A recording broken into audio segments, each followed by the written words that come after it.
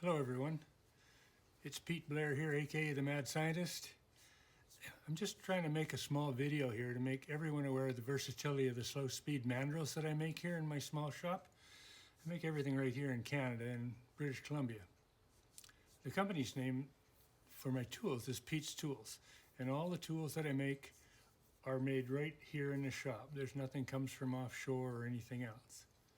I see some people on YouTube that are extolling and saying the advantages of the cheap Chinese ones that are made.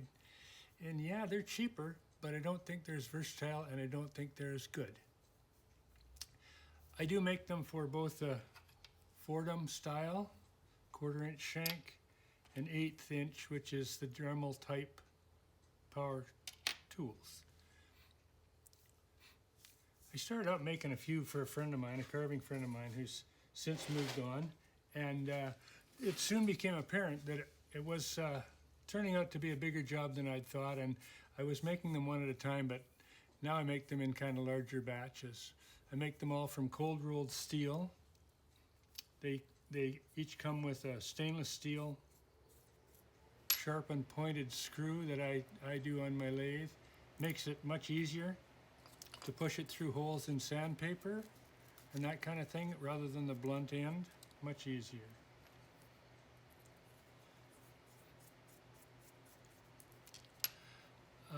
So this is the kind of the regular configuration that most people are using. It's just sandpaper, some facing forward, some facing back, turned a little bit. Works fine sanding into slots and into grooves that are hard to get to any other way. We've recently discovered that if you cut the sandpaper with a pair of scissors, or I just cut this with these guys, they make a much more flexible, softer sander. Here's an example of one that's been used, and it just is softer on the edge. It isn't quite as sharp.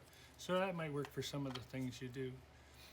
Another thing we like to do is any of the Scotch-Brite kind of materials. I like the brown. This seems to work best for me. I have 3 pieces of, I don't know what it is, 3/8 attached here now. And of course the 3/4 inch screw that I have helps get through this thicker material. Shorter ones from somewhere else might not do that. There's all sorts of ways of cutting the paper.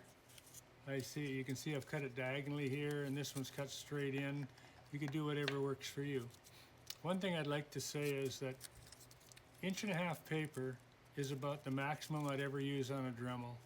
This is 2 inch, and it'd be good on a Fordham, but this diameter is really hard on the motor of a Dremel, and I think you could burn it out pretty quickly. I actually like to use all my tools on a Fordham with a speed control so I can run it slow as I want.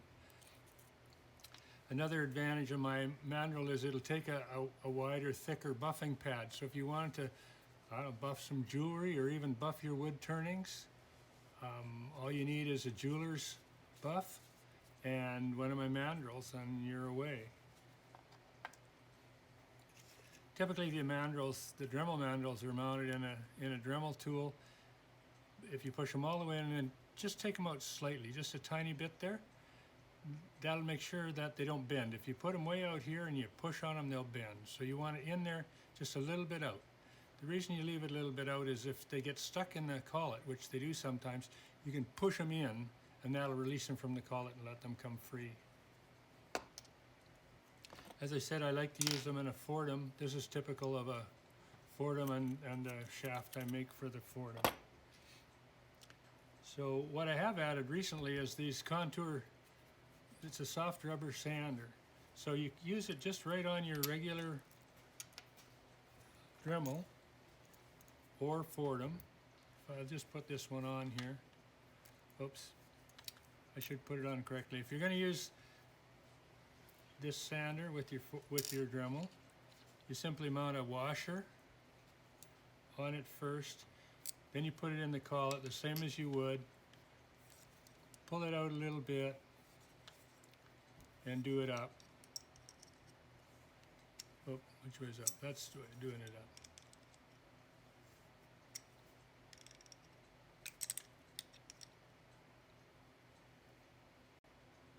Okay, So you mount the mandrel the way you would with that washer that's supplied.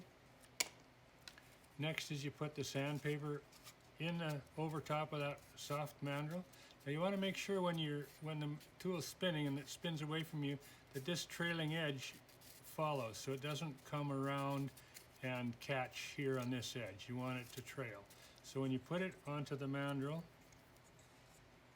slide the inner liner on, put it on so it slides so that the leading edge is away from the rotation. And you simply use the other big washer that's supplied.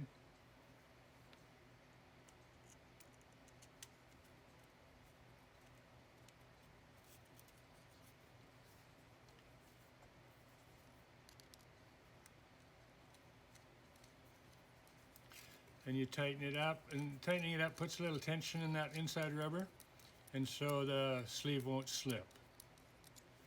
And that's all there is to it. So that'll do some. This is fine sandpaper. The kit comes with fine and a coarse.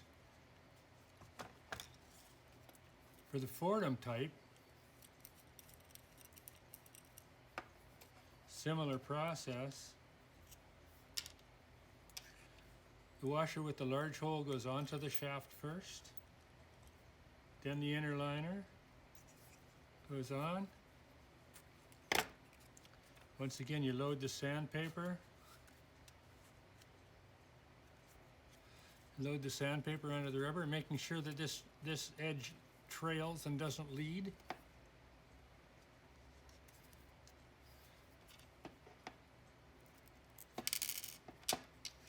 Put it onto the rubber sleeve.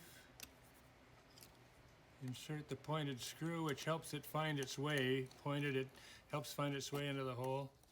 Tension it up, and away you go. Mind you, as you can see, I put this one on backwards.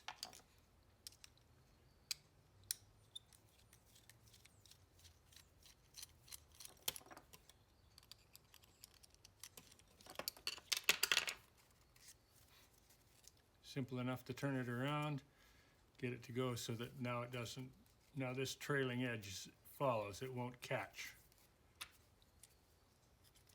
Screw back in and away you go. So the kit comes with everything you need, including a couple of sanding sleeves. It comes with a guide that helps you cut your sandpaper. This is 2-inch wide paper I'm using, but you could use any width you want. You could change the length of this rubber sleeve, and you could make that work just about any way you want. I find that 2-inch works fine. There's a YouTube video I have on how to make these into cylinders, how to finish the edges off so that they glue together. Another good thing about using a quality sandpaper is once it gets gritted up, if you have a crepe sandpaper cleaner, you can run it against the cleaner and it'll clean it all up. And these sleeves will last a good long time if you don't get them full of finish or something like that. Just on wood, they'll last a good long time. Another thing you can do is, I have a video about how to make a small fly cutter that goes on the mandrel. Goes on either the 1/4 or the 1/8 inch, and it allows you to draw or to cut fine lines. Not very deep. This is only a 1/2 inch, so it only will cut about a 1/4 of an inch deep. It's just this corner that will cut. And I think that's about it for the versatility of my mandrels. If you're interested, there'll be links in the description about my YouTube channel, and my tool catalog will both be listed there. So please take a look, and if you have any comments or questions, don't hesitate to leave them in the comments below. I did forget to mention that it's advisable when you're not using them to release the tension on the screws. If you leave them tensioned up on the mandrel, they'll wind up, they have a bit of a memory. As you can see, that washer's kind of pressed in there, and sooner or later you'll have to get another sleeve or make another sleeve. Now this material is available on Amazon. You can buy it yourself, make your own sleeves. There's no limit. It's nice to have a number of them all set up and ready to go, even if you're just slipping them onto the mandrel each time.